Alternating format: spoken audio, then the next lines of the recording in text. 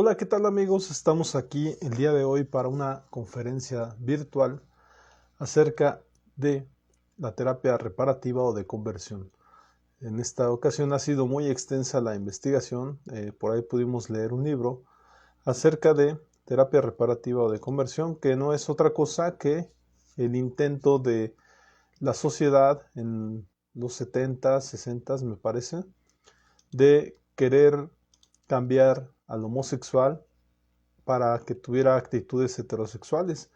Ya lo iremos platicando, sin embargo, bueno, para empezar, les recuerdo que esta es una conferencia psicológica que damos los días sábados. Todos los días sábados tenemos una conferencia psicológica a través de Instagram en @psicomarsusano.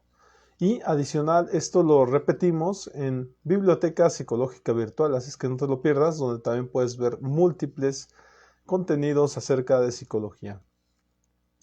El día de hoy comenzamos con una temática muy sensible, por cierto, acerca de la homosexualidad como preferencia. La homosexualidad ha sufrido muchos cambios a lo largo de la historia. En un comienzo se llegó a ver como una patología, se quiso tratar como una enfermedad, pero como mucha gente la padecía, entonces esto se pudo haber convertido como una especie de pandemia para la cual la sociedad no estaba preparada.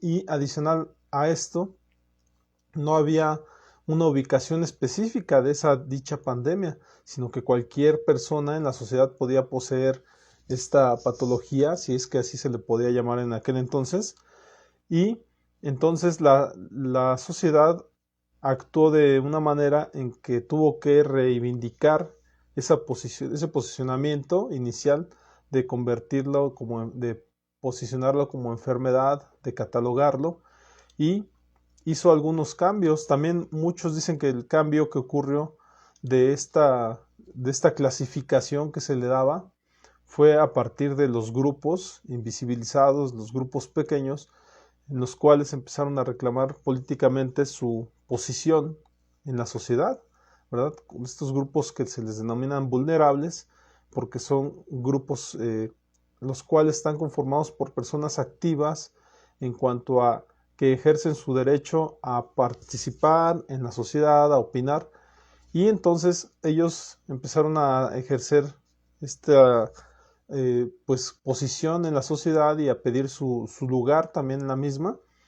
Y entonces fue donde la sociedad, la Asociación Psiquiátrica de Psicología, valga decirlo, que es la que clasifica la APA, en el manual del DSM, el manual diagnóstico de psiquiatría, modificó esta clasificación. En lugar de ponerla como patología, pues la puso entonces como una preferencia, pasando, antes que eso, pasando por otras alternativas en el DSM-2, ¿verdad? En donde no fue como tal preferencia, pero sí se le quitó el estigma de enfermedad, ¿verdad? Entonces ya puso algo así como un trastorno, o sea, como algo que te podía dar, no como algo que padecieras. Y esta conversión que se le hacía entonces, en aquel entonces, de enfermedad a trastorno que podías padecer, a preferencia en su momento, pues tiene muchos matices, porque entonces ya las personas ya podían tener pues, ¿cómo decirlo? Este rol, podían obtenerlo si querían, o podían vivenciarlo sin necesidad de ser catalogados como enfermos psiquiátricos, que eso ya era mucho que decir, porque ¿qué significaba ser un enfermo psiquiátrico? Pues salirte de la sociedad, el tener que pertenecer a hospitales, el ya no tener esta capacidad intelectual de poder decidir, de poder hacer cosas en la sociedad. Entonces, de ahí la importancia del cambio que se hizo en la clasificación en el DSM.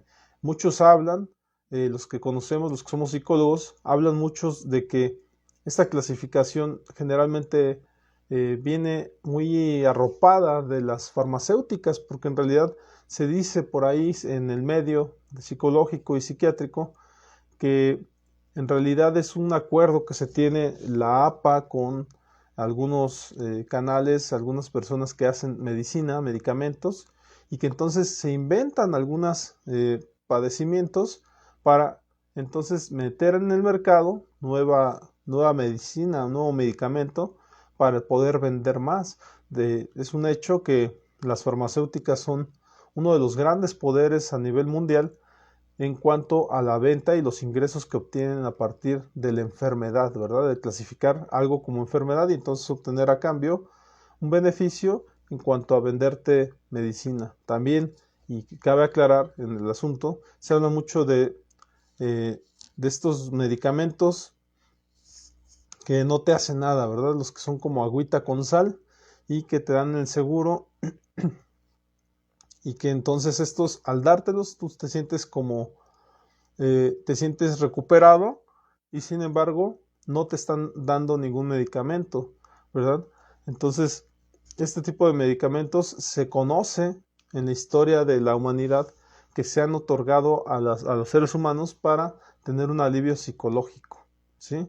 Entonces, no es tan descabellado pensar que entonces, si ya se ha hecho esto en el pasado, ¿por qué en el presente no siga continuando? También es cierto que las diferentes enfermedades se empiezan a conocer más porque hay más estudios, hay más investigación y entonces tenemos acceso a más fuentes de información y esto nos da también más acceso a nuevas enfermedades. Eso también es cierto.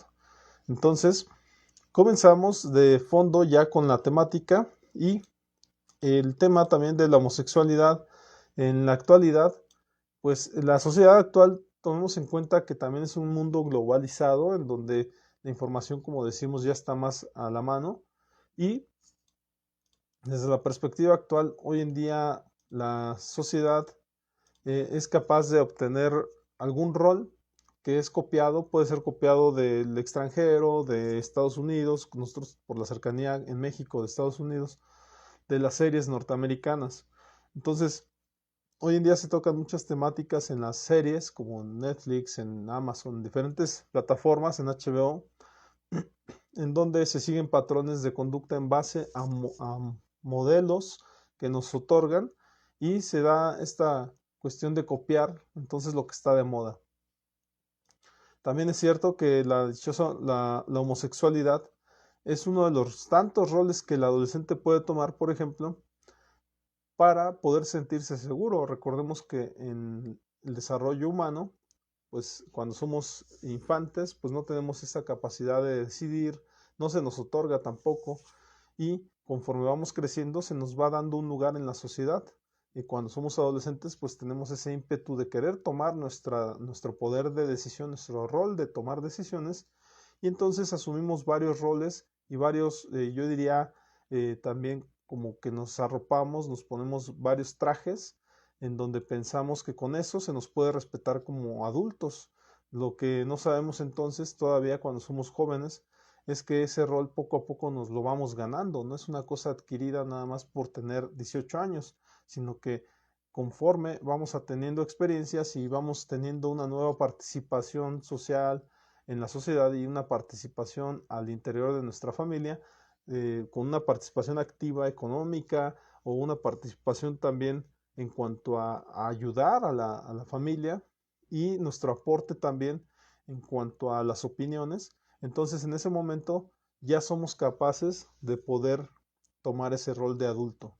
¿Sí? Antes no, antes pues participamos de vez en cuando y nuestra figura, nuestro protagonismo dentro de la familia pues suele ocurrir ahí de vez en cuando, entonces no somos como muy dignos, digamos, de poder tener esta participación como adultos. Entonces, los que toman las decisiones, pues generalmente son los que aportan económicamente o los que hacen las cosas, ¿verdad? A veces no se puede tener nada más esta participación económica, pero en la familia también se hacen cosas, se toman decisiones, se adquieren responsabilidades y entonces hay gente dentro de la familia haciendo cosas y que el adolescente todavía no es capaz de tomar esas responsabilidades. Por eso es que no se le da este rol activo.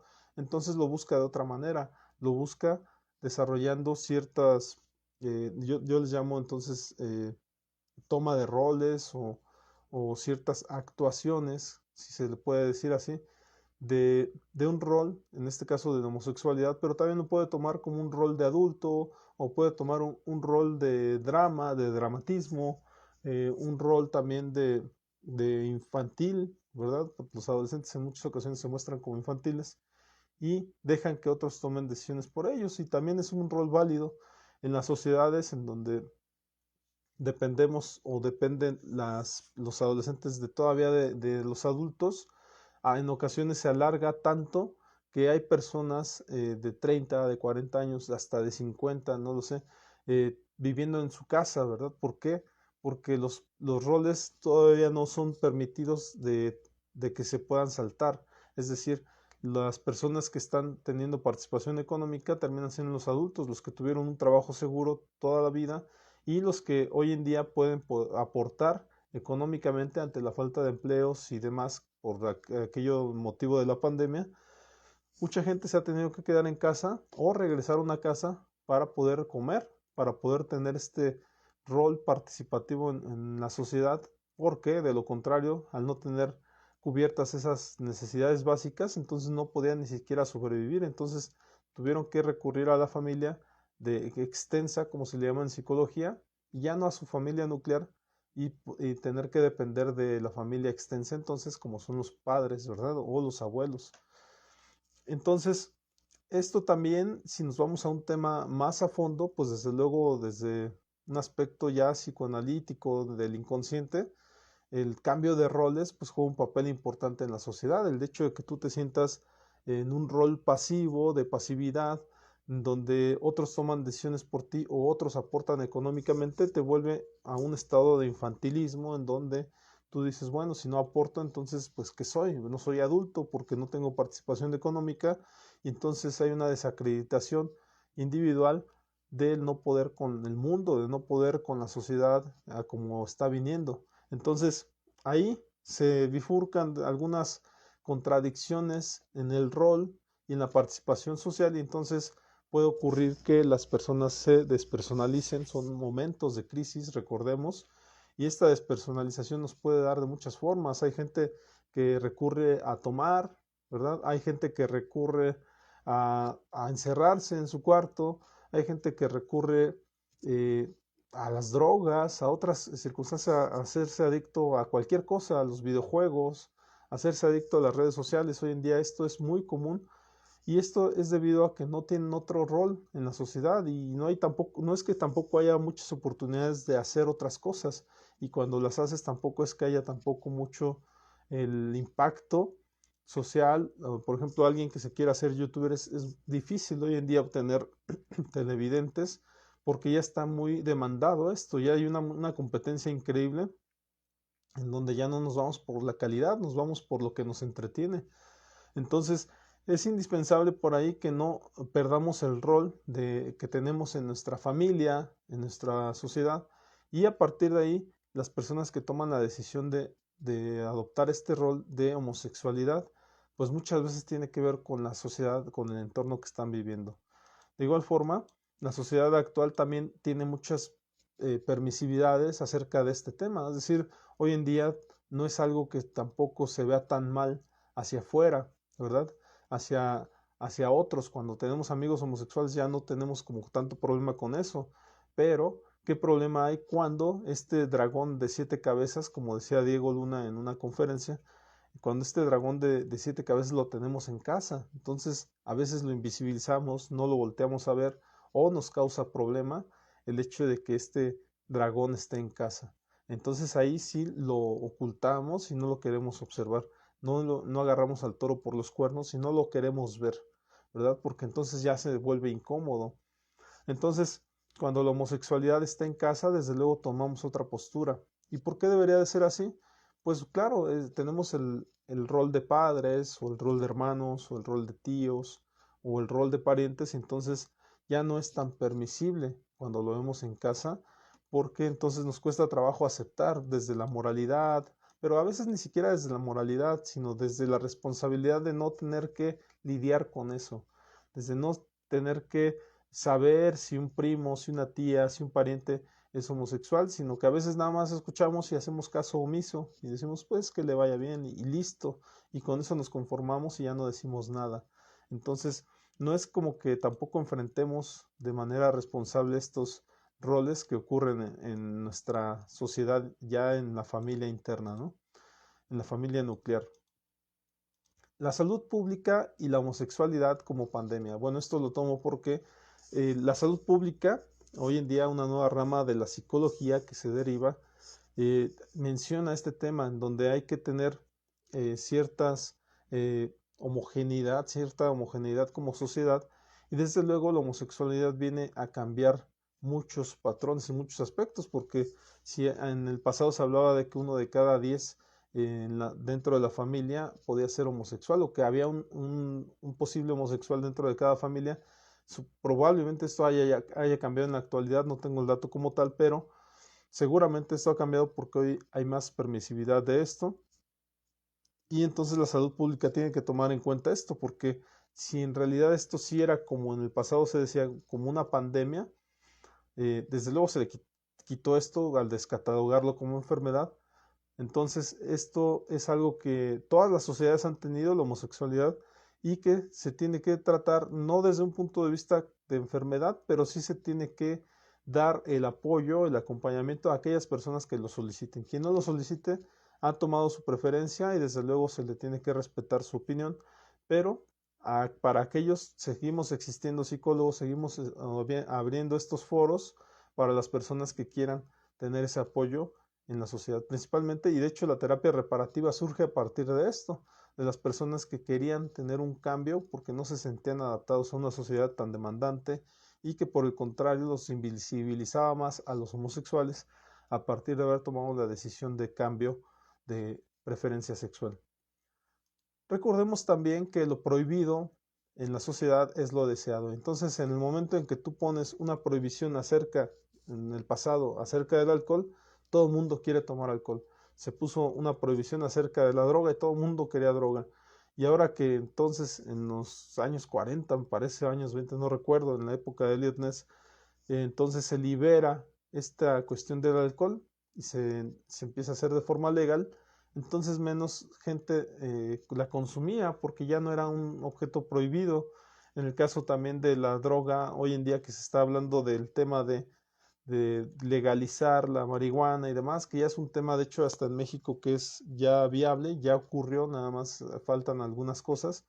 Entonces en ese momento pues se supone y se espera que entonces la sociedad deje de estar buscando este objeto deseado que es prohibido, como es entonces la marihuana. Entonces, ya cuando te lo vendan en farmacias, cuando te lo vendan en un supermercado, seguramente quien no lo ha probado lo probará por primera vez y a lo mejor lo deja de usar, o quien a lo mejor nunca la probarán, o en su defecto, quienes ya la consumían verán que ya la pueden comprar y a lo mejor la siguen consumiendo, o a lo mejor la dejan de consumir porque ya es algo que no es prohibido. Se espera, y en los índices estadísticos se ha comprobado que esto baja, ¿verdad? La cuestión del consumo. Entonces, en este caso, como la homosexualidad, pues pasa lo mismo. Es decir, como es un objeto prohibido y estigmatizado y es un tabú, un tema que no se quiere tocar, pues muchos adolescentes recurren a él como un método para decir, mira, soy diferente, soy disruptivo. Y entonces, cuando ya se cataloga como algo permitido, entonces seguramente tendrá menos fanáticos. Eso es lo que se esperaría según desde la salud pública. De igual forma, al final de cuentas, tomemos en cuenta que no es algo con lo que podamos lidiar nada más por el hecho de hablar de ello, ¿no? Muchas personas tienen esta cuestión, esta característica de sentirse homosexuales. Y este es un tema muy importante porque no es algo con lo que, en muchas ocasiones es algo con lo que se nace, en otros es algo, la homosexualidad suele ser entonces algo que se adopta también en el camino durante el proceso de desarrollo de la persona, y no necesariamente por abusos, aunque hay muchos casos estadísticos que sí es por abuso. En otros tantos se puede decir que es más bien por las juntas con los que tenemos, pueden ser amigos, pueden ser tíos, parientes, o en su defecto también hasta una educación hasta con una tendencia, pero hay miles de maneras de obtener esta ascendencia hacia la homosexualidad, y no necesariamente, repito, por un abuso, aunque hay una estadística de un porcentaje alto con respecto a esto, al tema de los abusos. Entonces, quien ya ha obtenido esta cercanía con la homosexualidad, a veces la ejerce y la deja, en otras ocasiones la ejerce y se queda dentro de este rol de homosexualidad, y entonces ahí es donde entra la terapia de conversión o reparativa para aquellas personas que deciden cambiar, ¿verdad? Pero ya lo abordaremos más a fondo, donde tiene ciertos límites la terapia reparativa de conversión, porque en su defecto, en su momento cuando la empezaron a tomar en cuenta, provenía de un psicoanálisis que en su momento pues era una moda, entonces no se plasmó completamente y no se abordó. Seguramente ya hay nuevas tendencias o nuevas ciencias acerca de esto, pero en aquel momento no se plasmó completamente porque tuvo una incursión por ahí la iglesia. Ya lo iremos platicando, y entonces cuando esto se vuelve un tema comercial, entonces deja de ser ciencia, porque entonces ya tiene una tendencia y que no muchas veces es refutable. Recordemos que cuando hacemos ciencia, en ocasiones nuestra hipótesis puede ser comprobada o refutada, que es todo lo contrario a ser comprobada, entonces descatalogada, si lo quieres mencionar así. Y entonces en esta ocasión, cuando ya había patrocinadores y un patrocinador tan fuerte como la iglesia, entonces se quería que esta terapia reparativa o de conversión a la fuerza fuera eficiente. Y esto no depende de los patrocinadores, en muchas ocasiones depende de estudios que muchas veces duran años, y que si esto se hubiera podido continuar, y que seguramente se continuó, habrán nacido nuevas ciencias, entre ellas seguramente la psicología, para poder abordar estas temáticas. Entonces, continuamos también. El tema de la carencia cultural nos lleva a valorar los mínimos detalles. Y en este caso yo hablo de un tema, el tema de la brecha cultural que puede ocurrir en una sociedad en la cual está en crisis y no hay muchos parámetros, no hay muchos roles a los cuales seguir, no hay muchos adultos asertivos o muchos modelos de figuras, de personalidades o de personas asertivas a las cuales seguir, y entonces se recurre a lo desconocido, y en muchas ocasiones lo desconocido es la homosexualidad, son las drogas, y generalmente se recurre a esto en la adolescencia. ¿Por qué? Porque uno quiere ser diferente de una sociedad que, como lo decía la película de Hormiguitas, no quiero ser la masa, no quiero ser todo eso que va hacia un mismo lado. Entonces yo me modifico, y entonces ahora quiero ser diferente y busco cualquier cosa que me haga diferente. Pero en ocasiones eso puede ser muy agradable y en otras no lo puede ser tanto. Entonces, esta brecha cultural nos hace personas los cuales no tenemos a lo mejor un arco iris de posibilidades, del cual hablo muchas veces, y al no tener tantas tonalidades en donde elegir, pues recurrimos a lo conocido, o muchas veces mejor a lo desconocido, que puede ser que nos dé mejores dividendos. Y entonces, yo hablaba también de que esto puede ser la pobreza como perspectiva de vida, porque entonces ante esta falta de parámetros, de este arcoíris de posibilidades, entonces recurrimos a lo que conocemos o a lo que desconocemos, que conocemos pero desconocemos. Y en ese interjuego entonces pueden ocurrir muchas cosas, porque eh, no nos damos la oportunidad de conocer nuevas cosas, de leer más, de conocer más información. Y probablemente cuando conocemos más información habrá más oportunidades de elegir, y seguramente alguna de ellas será muy ad hoc a mi personalidad. Por ahí me gusta a mí mucho un personaje que se llama Coco Celis, es un estandopero. ¿Por qué me gusta? Pues porque es un cuate que no necesariamente es homosexual, simplemente como él lo llama o lo llaman sus amigos, le llaman el suavecito, porque tiene una personalidad simplemente sensible, es un cuate sensible, es un maestro en cultura y en expresión de la cultura, y aparte esto le ha ayudado para ser el cómico que es un cuate con una comicidad inteligente, Coco Celis, entonces se vuelve el suavecito del stand-up.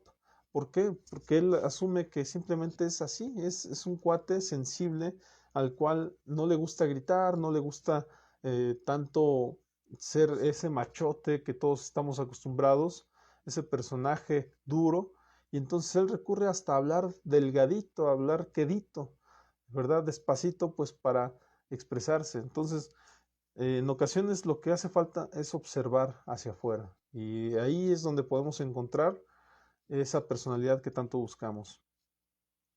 Entonces ahora vamos también con el tema de la terapia de conversión como una esperanza para la moralidad. Así surgió.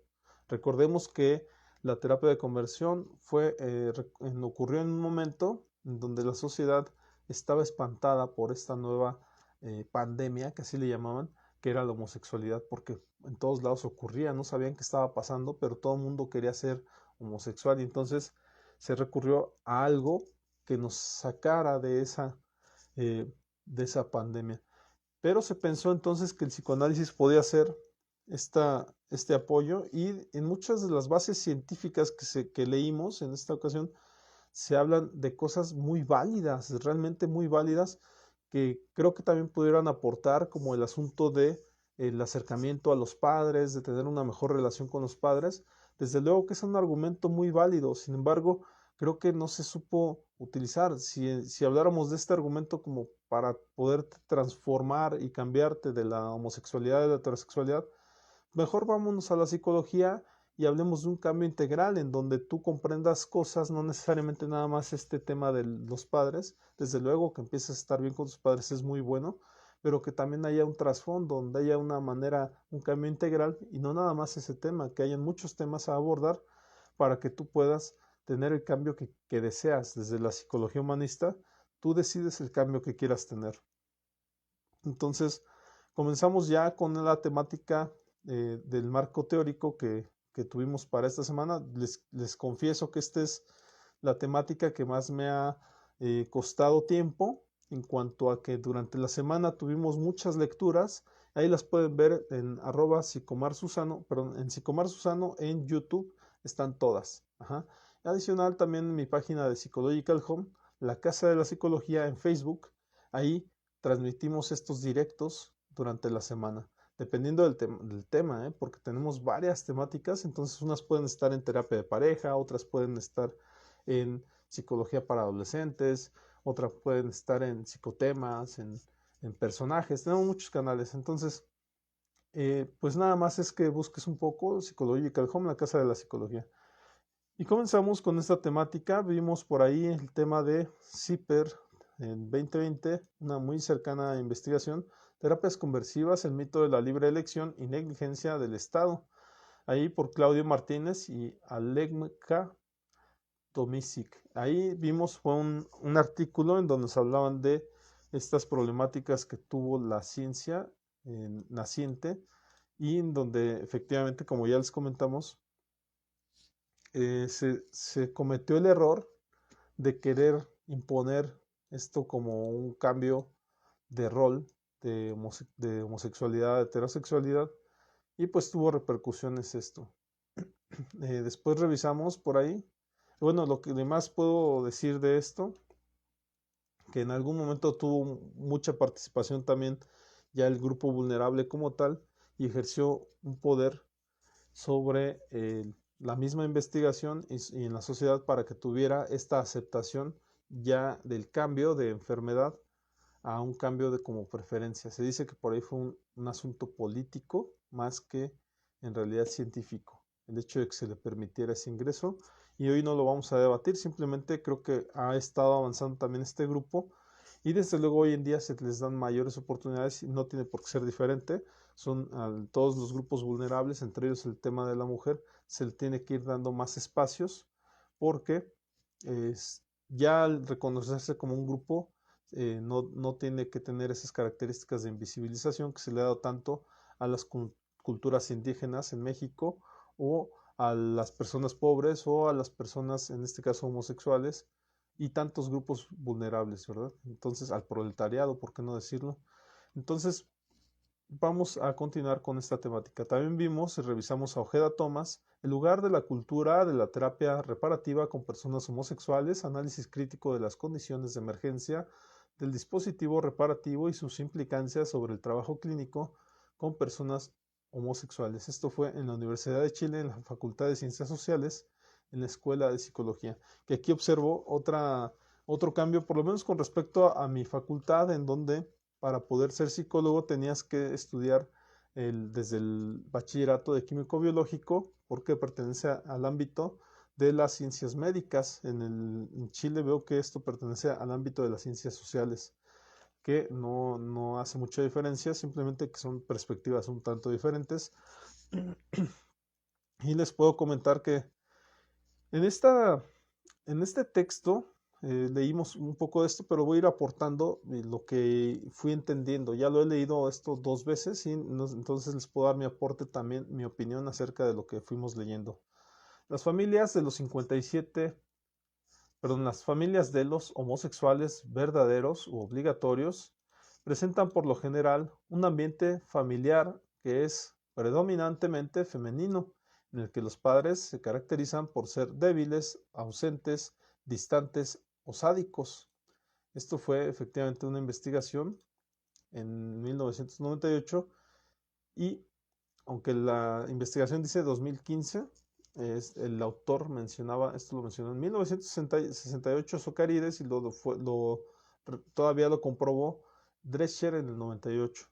Estamos hablando de que se hablaba de que estos núcleos familiares débiles, ausentes o distantes o sádicos tienen mayor posibilidad de tener a personas homosexuales verdaderos u obligatorios.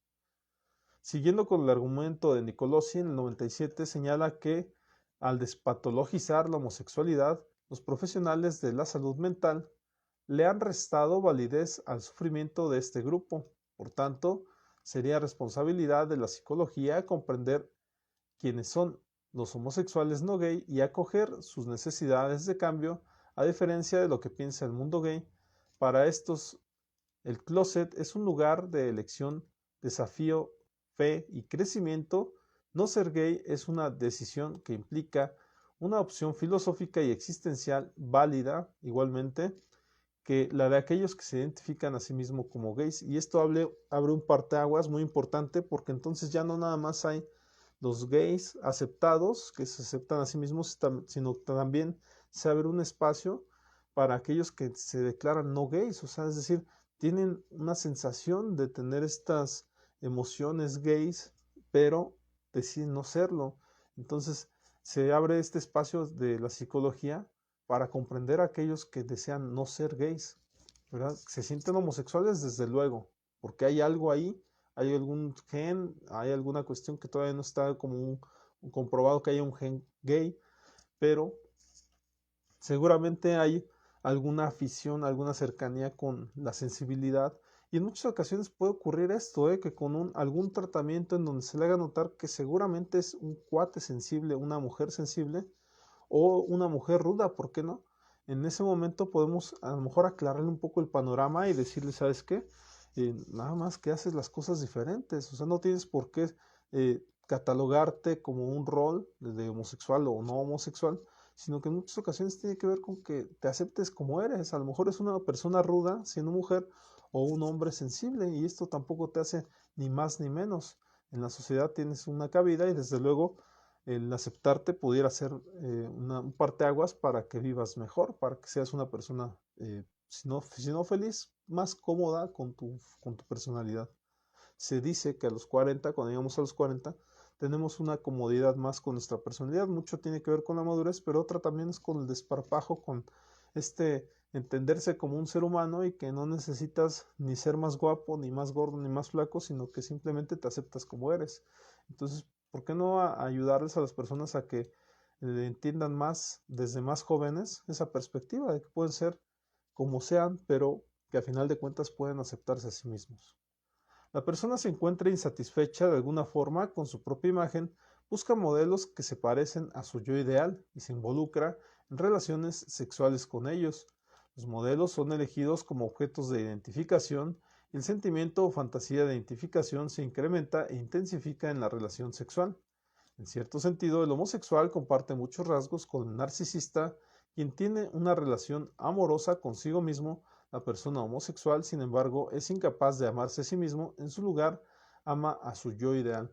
Y ahí se habla de que hay una relación con el padre de su mismo sexo en cuanto a la idealización, y que según esto Por eso se ama a su yo ideal, que se parece tanto al padre, ¿no?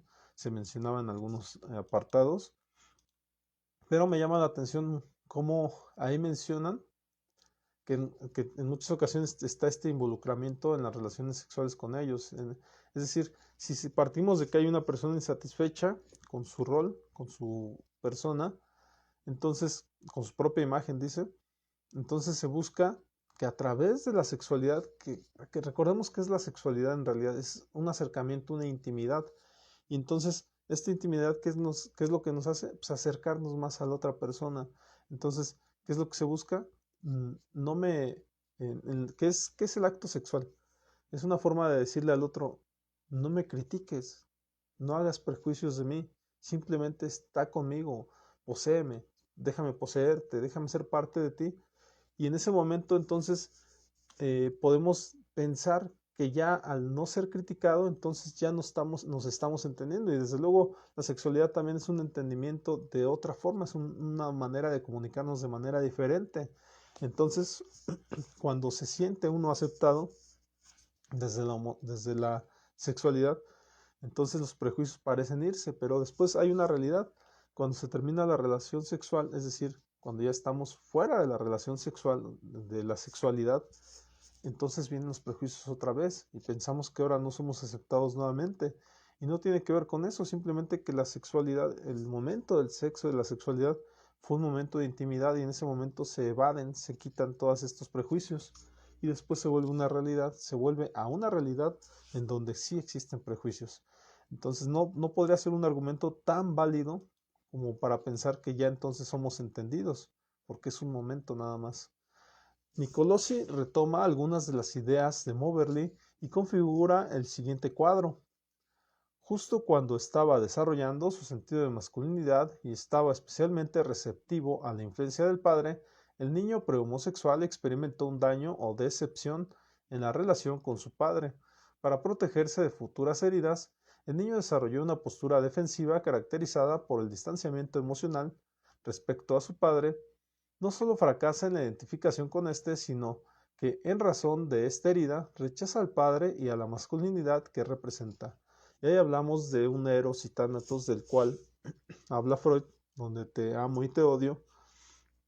En muchas ocasiones este amor desbordado por alguien, pero si entonces no hay un amor incondicional que responda a estas características, entonces me vuelvo todo lo contrario a lo que tú representas. Y en este caso, si tú eres un hombre y si eres muy macho, entonces me vuelvo gay. Y si eres una mujer muy femenina y muy deseada, muy sensual, entonces me vuelvo lesbiana. Entonces, nada más para poner ahí en el cuadro la ejemplificación. Causas, explicaciones y conceptos. Lo innato, la genética y lo constitucional. Problema para la bioética. Fíjate, ya estamos metiendo otras ciencias. El hecho de que muchos homosexuales hayan mudado su orientación sexual, incluso sin psicoterapia, da cuenta de su reversibilidad. Por tanto, se vuelve necesario estudiar las bases de dicha condición y desarrollo de terapias efectivas que contribuyan a disminuir el sufrimiento de quienes desean cambiar sus tendencias. Por esto, la homosexualidad se constituye como objeto para la bioética, no solo tanto objeto de estudio, sino porque están implicadas la dignidad de la persona, su felicidad y desarrollo pleno como ser humano, así como se respeta la posibilidad de aceptar una condición, resulta también necesario aceptar la posibilidad de cambio. Uno de los objetivos del tratamiento sería evitar que los niños que presentan este tipo de conflictos en su identidad de género refuercen su sensación de inferioridad y diferencia respecto a los otros niños. Algunas de las indicaciones que se sugieren a los padres son, por ejemplo, disminuir el afeminamiento, potenciar su autoestima y madurez, mejorar la relación con el padre de su mismo sexo, entre otras.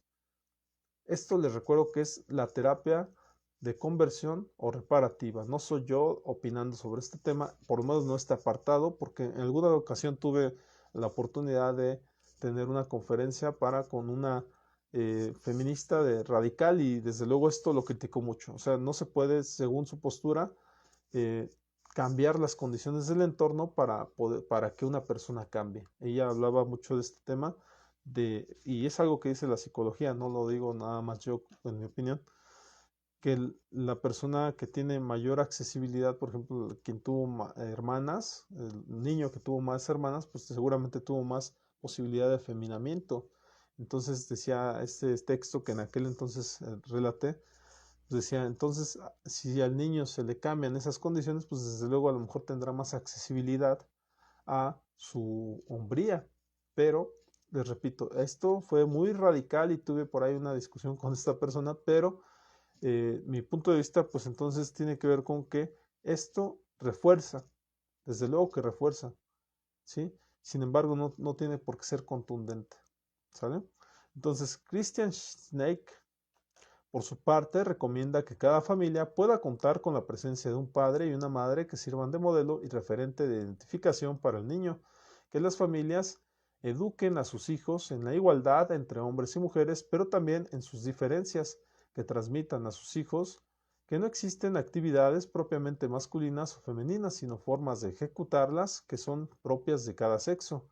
Un niño jugará con una muñeca, pero la transformará en un héroe de acción. En cambio, para una niña será su hija a la que le cantará canciones de cuna. Asimismo, señala que los padres deben mantener una actitud vigilante y frente a la televisión en la que se presentan conductas sexuales desviadas como una opción más con la mayor naturalidad. Esto es importante, el control parental es importante a ciertas edades, es indispensable ya hasta en los controles de Dish, de HBO, del megacable, de los que tú quieras, hay un control parental donde se ponen ahí numeritos, no son nada más por restringir nada más a las personas, no, es para cuidar que los niños pequeños no accedan a estas series donde hay mucha sexualidad, realmente no nada más por el tema de la homosexualidad, simplemente sexualidad. Ya tendrán su oportunidad en la adolescencia de vivenciar esto y esto depende, por lo menos en México, depende de la moralidad de cada familia. En el extranjero podrán vivirlo de manera diferente, pero aquí nos habla de esta posibilidad de llevar la educación de nuestros hijos por lo menos hasta ciertas edades. Claro que si fuimos padres evasivos, en donde, o esta característica que decía aquí, donde hay un núcleo partido, entonces tuvimos que recurrir a las figuras alternativas, figuras paternas significativas, figuras maternas significativas, y algún abuelo habrá ejercido esa posición, no necesariamente tiene que ser el padre de origen.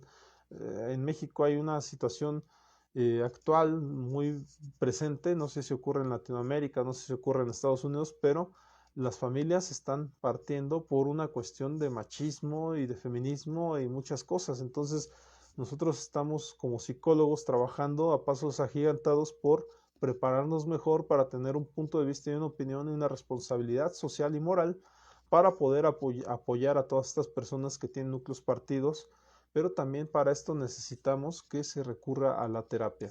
De lo contrario, no podemos hacer mucho. Estos espacios son diseñados para apoyar a este tipo de personas que por lo menos tengan una sensibilización, pero en muchas ocasiones ni siquiera acuden, ni siquiera aprenden el video que les mandamos. Yo les mando videos a 200 personas en uno, a 200 en otro, y muchas personas, los videos tienen una o dos views, entonces 15 views, 15 personas que le dieron play.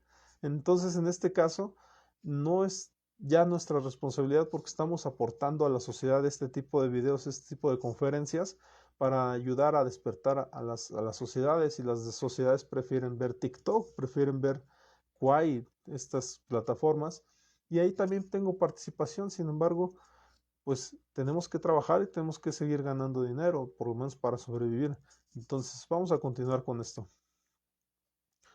Richard Cohen, por su parte, admite que es a partir de los historiales clínicos, relatos autobiográficos de sus pacientes, que resulta posible demostrar que el origen de los pensamientos y sentimientos homosexuales se reconduciría a experiencias preadolescentes. Por tanto, afirma, se trata básicamente de una condición no sexual, un impulso de reparación homoemocional que busca satisfacer necesidades de amor insatisfechas en la relación a sus padres, lo cual significa que un hombre está buscando el amor de su padre a través de otro hombre y una mujer busca el amor de su madre a través de otra mujer. Y aquí aclaro el tema, no es que el papá no quiera al hijo, no es que la mamá no quiera al hijo, seguramente lo ama, pero en muchas ocasiones el papá tiene la idea de que el hijo tiene que ser competitivo. Entonces, ¿cómo hace que ese hijo que parece un niño sensible, un niño pues aniñado, niño simplemente, y entonces el padre en su madurez, en su forma de ver la vida, dice, pues tengo que hacerlo competitivo. ¿Y cómo lo hago competitivo? Lo critico. Y si lo critico, entonces él va a crecer. Se malentiende esto, porque también hay otras maneras de hacer que ese hijo crezca, apoyándolo, acompañándolo en sus diferentes etapas. Y con la mamá ocurre lo mismo. La mamá, que en este caso puede ser una mamá, no sé, sensual o atractiva, pues ¿qué es lo que hace? Hay una crítica hacia la hija que no lo es, y desde luego entonces esta hija que va a decir, pues mamá no me quiere, pero no es que no la quiera, simplemente que es la manera de educar de esa mamá, en donde seguramente la quiere atraer a ese espacio en donde se arregle, donde se vuelva afeminada, en donde se vuelva sensual a su manera, o a lo mejor su manera de la mamá de enseñarle cómo ella aprendió en ese mundo a, ¿cómo se dice?, a ayudarse, a protegerse de la sociedad tan demandante. Y entonces es su manera de decirle, mira, este es mi aporte, yo conozco esto del mundo, entonces te invito a que aprendas esto. Lo mismo puede pasar con el papá o la mamá intelectual. ¿Sabes qué, hija? Vente, recurre a los libros, aprende, porque solo así te puedes defender de un mundo globalizado y tan, eh, pues, no sé, con esa vorágine de intenciones. Pero entonces, simplemente no es que no te quieran, es que quieren ayudarte a que seas más fuerte en una sociedad tan demandante. De esta forma, el complejo de inferioridad homosexual sería una rigidización caracterológica del sentimiento de inferioridad que le antecede, el cual impactaría profundamente en el narcisismo del sujeto y generaría un mecanismo de adaptación que le permite compensar esta situación, a saber, una respuesta emocional autocompasiva que dramatiza hacia el exterior de necesidades de atención, aprecio y reconocimiento, tal como señala Van den Adberg. El niño se siente y se ve a sí mismo como alguien importante y digno de lástima. Mi sufrimiento es único. Su conciencia de sí mismo se convierte en conciencia de su desdicha. Pobre de mí. Y ahí entramos al tema de efectivamente esta sensación de que nadie me quiere, porque como no he sido capaz de seguir los pasos de papá o de mamá, entonces tengo un sufrimiento interno que nadie entiende, y entonces tengo que ser disruptivo. Al igual que los autores que cita en su investigación, Ferrer sostiene que junto con la determinación biológica del impulso que posee el niño a crear apego, existen también factores propios de la naturaleza y la calidad del vínculo que se establece con su madre o cuidador, que determinarían el molde biológico y emocional para todas las futuras relaciones. Al respecto, señala que existen 4 factores que pudieran permitir comprender las fallas o interrupciones que afectan el apego: los problemas primarios relativos al niño, problemas propios del cuidador, problemas ambientales y problemas relativos al acoplamiento entre el niño y su cuidador. Entonces, como veremos, no somos máquinas y desde luego hasta los cuidadores tenemos problemas. El padre tiene problemas, la madre tiene problemas. Y este niño demandante, este adolescente demandante con respecto a por qué no tengo las condiciones necesarias para tener una vida justa, donde no tenga que padecer, no tenga que batallarle, a todos nos tocó sufrir un poco. Entonces, de algún modo, tenemos que también ser personas que nos adaptemos a lo que viene y no necesariamente tener esta sociedad sensible, le llaman hoy en día, en donde queremos que todo se nos haga, ¿verdad? Que todo se nos facilite. Entonces, es indispensable entender al otro, entender que también el otro puede tener problemas, está en su lucha con la sociedad de tratar de tener un espacio en esta sociedad que no permite espacios. Y entonces, mejor conformarnos como un equipo que podamos avanzar hacia adelante, más que pelearnos y dividirnos. Todos los autores coinciden que la mera presencia de uno de estos rasgos no sirve como índice predictivo, ya que resulta necesaria la presencia de una serie de factores predisponentes para establecer un diagnóstico claro. Por tanto, la sensibilidad o el afeminamiento no son per se factores que se conducen a una determinada orientación sexual. Es más, lo determinante sería la manera en que la familia y su entorno interpretan y valoran dicho temperamento. Eso sí pudiera ser un factor. Si estos comprenden y acogen la sensibilidad del niño y su naturaleza artística, no experimentará problemas en su desarrollo emocional y afectivo, ya que se sentirá aceptado y querido por su entorno. Sin embargo, si la reacción del medio es de rechazo e incomprensión, su desarrollo afectivo se puede alterar, empezar a sentirse diferente, raro y no encajar en su ambiente, lo cual incidirá en el desarrollo del complejo homosexual, particularmente cuando esa sensación de inadecuación y de hiperactividad afectiva se ve reforzada por el rechazo que experimentan desde el ambiente, especialmente durante el embarazo, los primeros 3 años de vida y la preadolescencia. Y aquí hablamos de un tema sensible. La cuestión de que si el niño es sensible precisamente, probablemente está utilizando, como en psicología se reconoce, el tema de el hemisferio derecho, en donde, perdón, el hemisferio izquierdo es para las cuestiones sensibles y el derecho para el razonamiento y demás. Entonces, las personas rígidas seguramente están utilizando el derecho y las otras personas sensibles seguramente están utilizando el izquierdo. Y no hay problema, simplemente ven la vida de una manera diferente. Y seguramente los maestros no los comprenden porque no tienen esta educación psicológica en donde deberían también comprender que pueden tener alumnos diferentes. Y en la casa es lo mismo. Si tenemos un hijo muy sensible, pues tendemos a pensar es homosexual.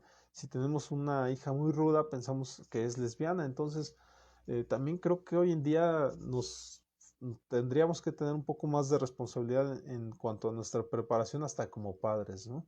Ya no tenemos eh, este, no sé, esta excusa de decir que no hay información. Busquemos en Google, hay mucha información, desde luego hay mucha información desordenada, pero adoptemos sigamos a algunas personas a los cuales nos den consejos y desde luego acudamos a terapia, ¿por qué no?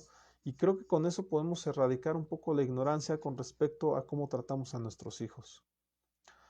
Van den Aardbeck señala que quienes logran autoidentificarse como gays experimentan un gran alivio, al cual también trae consigo ciertos costos. Algunos podrán sentirse orgullosos, incluso sentirse superiores a las personas normales, pero a pesar de sus esfuerzos para parecer contentos con su inclinación, se darán cuenta que su ser diferentes es considerado como una forma inferior de sexualidad. Por esta razón, muchos querrán pertenecer a una minoría bien definida y sentirse cómodos con pares que compartan sus mismas inclinaciones, protegidos de las dificultades que implica vivir en un mundo heterosexual. Lo que les mencionaba hace rato, se prefiere recurrir a un grupo vulnerable, pero en donde haya ya varios ahí acomodados, es decir, me vuelvo homosexual porque ahí tengo amigos homosexuales, porque si me vuelvo heterosexual seguramente soy una persona sin brillo, porque no sé ser heterosexual, seguramente no sé relacionarme golpeando a mis amigos, no sé relacionarme diciendo chistes o no sé relacionarme diciendo albures. Yo mismo era una persona que no albureaba mucho porque no entendía muchas veces o no quería entender porque no me gustaba decir groserías. Entonces, esto no me hace homosexual, simplemente me hace una persona que no quiere decir groserías. Y entonces en ocasiones hay personas que tienen menos recursos para identificarse con una persona que no quiere decir groserías y dice, mejor me vuelvo homosexual, pues para que tenga un grupo el cual me pueda proteger. En mi caso no, en mi caso fue una cuestión de juntarme con algunas personas que efectivamente ejercían mucho la hombría y teníamos que por ahí jugar al fútbol y pelearnos y cosas por el estilo para poder pertenecer. A cada uno le fue diferente en la feria y seguramente tenemos historias increíbles que nos puedan contar acerca de cómo vivieron su adolescencia. Igual lo pueden poner acá en los comentarios y sería importante saber cómo te desarrollaste durante tu adolescencia y cómo te volviste adulto. La tensión sexual que experimentan estas personas es tan intensa que muchos jóvenes con tendencias homosexuales piensan que comprometiéndose en una relación homosexual resolverán todos sus problemas. Sin embargo, dichas relaciones serían la puerta de entrada a un modo de vida completamente desordenado, neurótico de hecho. En este contexto, y a diferencia de lo que informa la prensa rosa, si se atiende a los relatos de quienes han ejercido su homosexualidad durante años, queda claro que la felicidad no se encuentra en ese estilo de vida. Lo que prevalece serían los celos, depresiones neuróticas, promiscuidad y proporcionalmente muchos suicidios. Van den Arbeck. Pero no nada más con el tema de la homosexualidad, también con el tema de casarse, por ejemplo. Muchas personas recurren a casarse pensando que la vida se va a resolver y no necesariamente. En ocasiones muchas personas recurren también a la soltería y tampoco es que les dé paz. En muchas ocasiones estas personas pueden tener una soledad inmensa, pero no tiene que ver con lo que eligen. En muchas ocasiones creo que tiene que ver con un autodescubrimiento, con un empezar a buscar hacia adentro, con un desarrollo humano, con un aclarar cosas, porque muchas veces yo soy de la idea que a la terapia recurren muchas personas que simplemente tienen muchas dudas y entonces le aclaramos esta serie de dudas y en ocasiones la palmadita para que sigan adelante.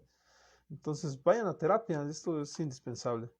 Los jóvenes que sufren este problema se abrazan a su elección, que en su ignorancia confunden la felicidad. Puede resultar duro, pero es verdad, muchos degeneran. Son en muchos aspectos como los drogadictos. En relación a esto último, Nicolosi señala que el sexo gay posee un tremendo poder adictivo. El orgasmo ofrecería un alivio temporal a la tensión sexual que permite que la persona se conecte con la masculinidad de la que se había desapegado defensivamente en su infancia. De la misma forma, la heroína y la cocaína poseen una intensidad adictiva semejante. Sin embargo, dejan a la persona con una sensación de vacío emocional que requiere de una nueva dosis para satisfacerse. Esta misma dinámica emocional es descrita por muchos hombres homosexuales en relación a sus experiencias homoeróticas. Y ahí ya tenemos otro componente, el cual aquí se utiliza simplemente de manera descriptiva, en donde se dice que es como la adicción, ¿verdad? Y que se recurre a estos orgasmos para sentirse o más hombres o más homosexuales o más mujeres seguramente en su momento. Según el grupo Juan Pablo II, Cultura Pro Gay, uno de los rostros visibles de la ideología de género sería que ellos denominan cultura pro gay, a saber, una compleja red de realidades e instituciones sociales, culturales, económicas y políticas cuyo objetivo es la imposición a través de la manipulación de la gran mentira gay, lo dicen ellos, detrás de la cual se esconde el cambio antropológico. La gran mentira de la que hablan sería una estrategia discursiva que resolvería en parte la confusión identitaria que experimentan muchos jóvenes respecto de su sexualidad y que se expresa en el nivel del ser individuo.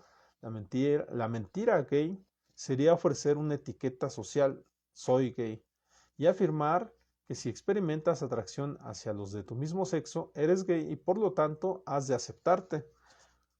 De esta forma, el hombre gay se impone como un nuevo modelo de hombre, libre de toda determinación esclavizante, libre de elegir quien quiera ser autor de su propio destino, dueño de lo que considera como verdadero, normal y natural.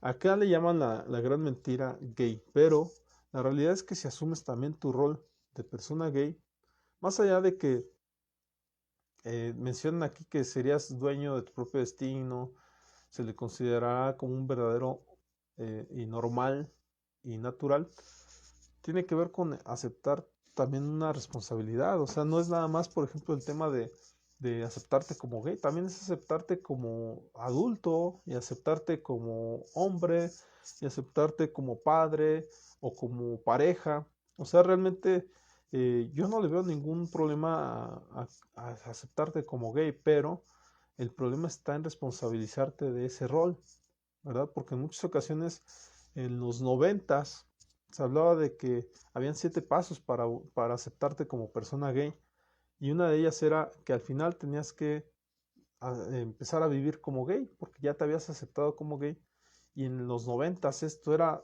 dificilísimo, las personas que aceptaban ser gays eran invisibilizadas totalmente, eran salirte de la sociedad, dejar de estudiar, era tener que volverte un maricón cualquiera, perdón por la palabra, pero así se nombraba en el pasado y entonces perdías oportunidades totalmente. En el presente hay tantas oportunidades para personas gay declaradas que hoy en día te puedes independizar y tienes mayor oportunidad de trabajo, por ejemplo. Es más, las empresas están buscando personas gays para poder decir que tienen esta aceptación a personas diferentes. Entonces creo que sí ha cambiado la sociedad desde luego. Hoy en día muchos terapeutas que adquieren este tipo de dispositivos hablan de terapias AMS no deseadas o de esfuerzos por cambiar la orientación sexual, dejando fuera las significantes reparativo de reorientación y o de conversión. Asimismo, no todos los profesionales se identifican como psicoterapeutas, algunos son coach, acompañantes y o consejeros utilizando técnicas y métodos de uno y de otro lado de manera intercambiable y sin límites claros.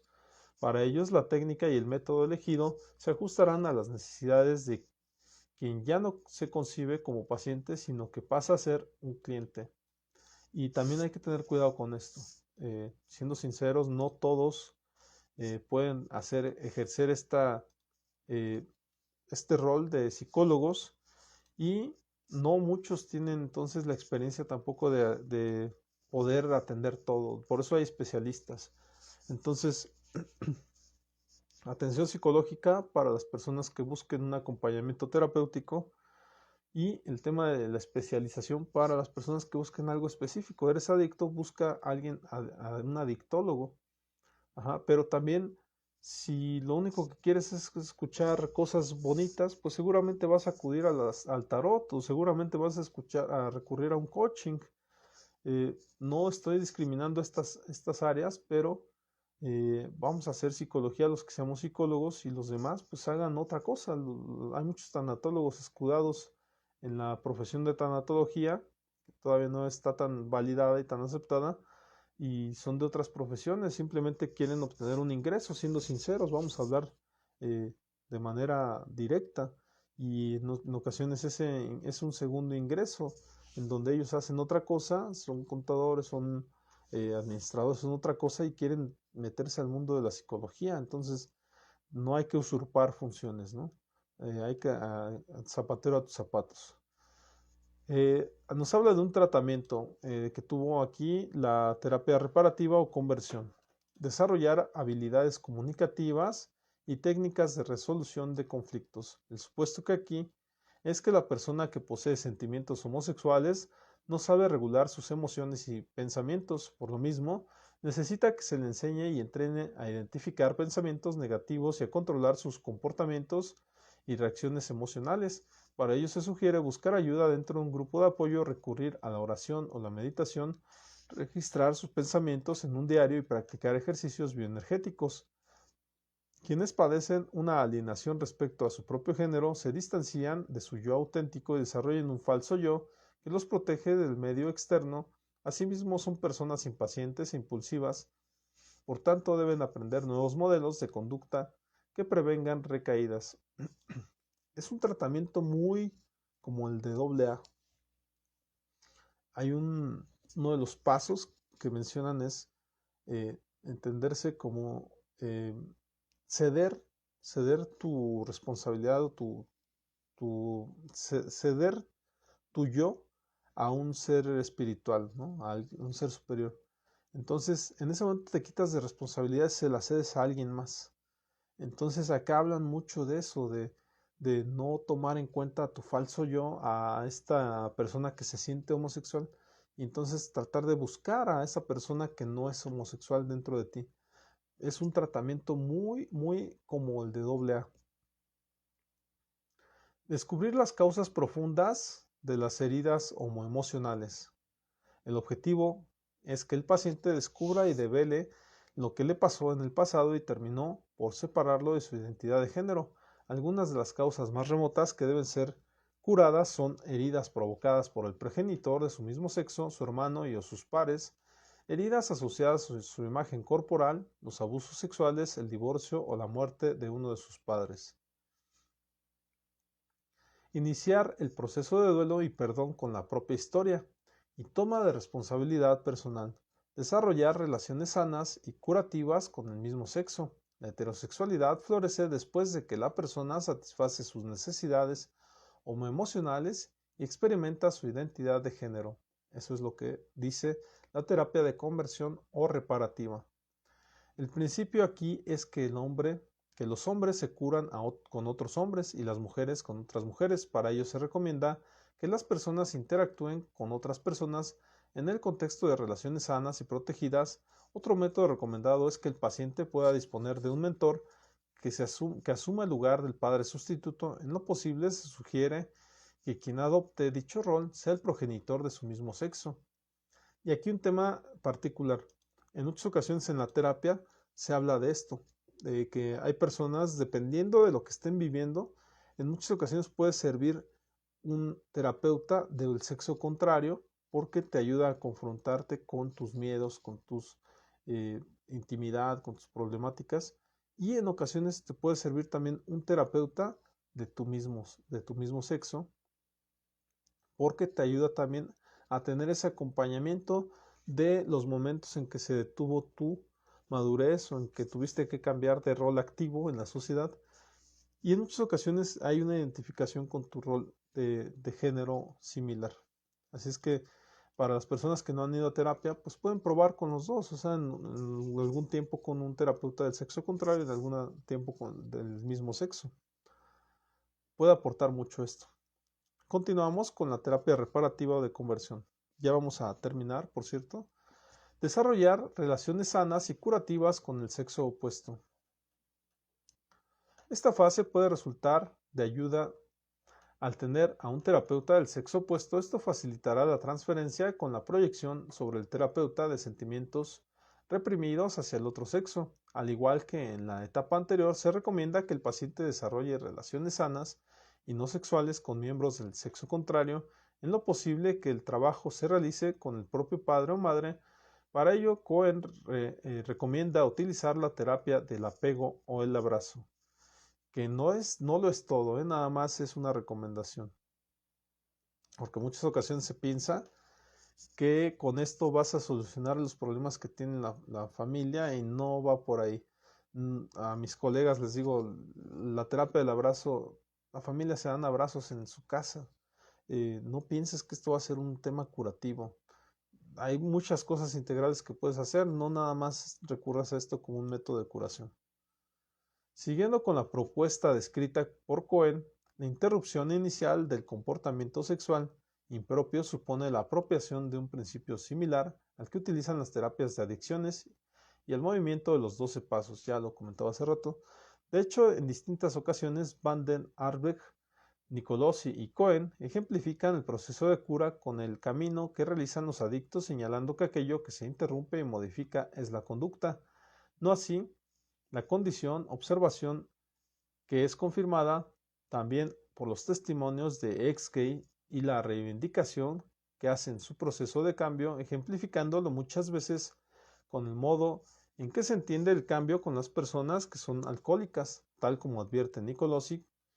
En referencia a esto último, el alcohólico nunca estará completamente curado de su deseo de tomar, pero un tratamiento satisfactorio le ofrecerá una vía afectiva de lidiar con la condición que le acompañará de por vida. Esto nada más es notarlo. Por ahí yo vi también una película que hablaba acerca de este tema de la terapia reparativa o de conversión y había un cuate ahí narrando, era el protagonista, en donde decía, como lo hacen, y perdón por lo que voy a decir, pero como lo hacen los cristianos, ¿no? Diciendo, yo fui una persona que era gay, tenía atracción por los hombres, pero yo ya cambié, gracias a Dios y demás, ¿no? Entonces, nada más así lo vivencian de esta manera, en donde dicen que ellos son unos homosexuales convertidos o cambiados, como lo dice el adicto, ¿no? Que era un exalcohólico. Y entonces ellos se apegan mucho a la espiritualidad para poder cambiar. No lo critico, simplemente que es su manera de hacer este tipo de cambio a partir de una espiritualidad que los llama, que los jala, pero aguas con este tema porque la homosexualidad puede tener otras características. No digo que no se pueda hacer, sí se puede hacer desde luego, pero seguramente no es una receta para cualquier persona. Seguramente para algunos les servirá. Como lo puede ser también la terapia. Anna Freud mencionaba que el 20% de las personas que tenían tratamiento con ella, que conocían de la psicología, podían mejorar acerca del tema de la homosexualidad. Entonces, en muchas ocasiones se tendrá que hacer acompañamiento y no necesariamente cambiar a la persona, pero en otras ocasiones se les podrá dar un aporte muy significante para que las personas decidan por otro rol, por tomar otro rol en la sociedad, como cuando quieren ser más protagonistas de su vida, más responsables de su vida o tener una autoestima mejor. En términos generales, del estudio de Schroeder y Shidlow concluyen que muchos terapeutas reparativos no estarían ejerciendo sus funciones de acuerdo al código de ética de la APA, y tampoco estarían procediendo según la evidencia que contraindica las terapias reparativas. Y ese fue un tema muy debatido porque se hablaba de que al involucrarse la religión, efectivamente se optó más por mencionar que había cura.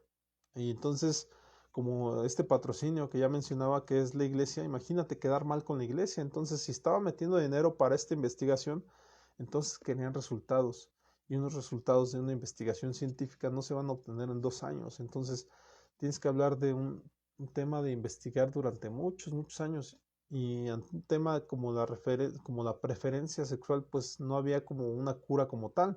Tendrías primero que tener a personas que quisieran cambiar y después ver si el tratamiento como tal funciona. Pero te repito, esto tendría que ser durante años y no porque alguien haya inyectado dinero. Intervenciones como estas refuerzan los estereotipos asociados a las personas homosexuales y contribuyen al desarrollo de sintomatología propia de fenómenos como el estrés de minorías y la homofobia internalizada.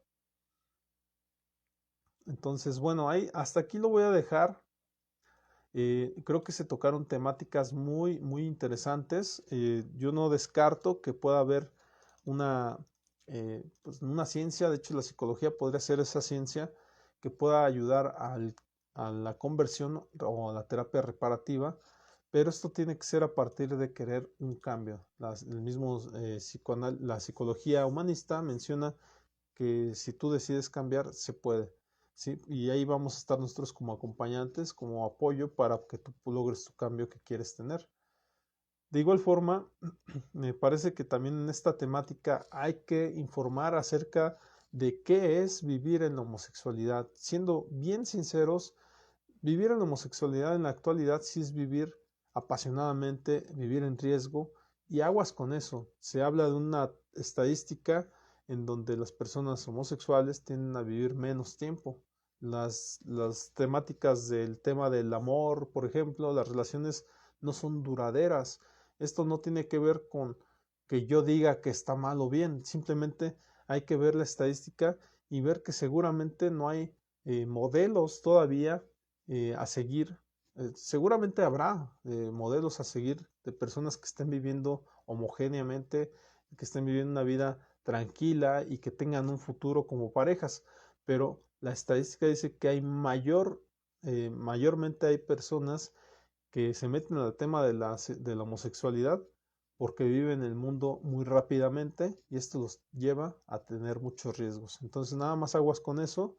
En los países, en este caso en Europa, en Estados Unidos, ya hay parejas que seguramente ya hasta pueden adoptar hijos, que seguramente ya se pueden casar, porque ya hay un tema de estabilidad y el campo de las leyes ha empezado a optar por dar opción de poder casarse, de poder tener una familia homosexual, porque seguramente en esos países ya hay las condiciones para tener menos riesgos, pero en los países latinoamericanos desafortunadamente no se viven las mismas condiciones que en estos países del primer mundo, y nada más aguas con esta manera de buscar. ¿Qué es lo que buscamos? En muchas ocasiones tiene que ver con algo que está de moda, algo que vemos en las series norteamericanas, y recordemos que estamos en México, ¿sí? Así es que no es dar un tema, no es decir que todo está mal, para nada, pero vamos a situarnos en nuestro entorno. Les recuerdo, yo soy Psicomar Susano y esto se transmitirá a través de Instagram, ya se está transmitiendo en vivo y por ahí vemos la repetición en Biblioteca Psicológica Virtual. Nos vemos en la siguiente conferencia psicológica virtual y que tengas un excelente día. Hasta luego.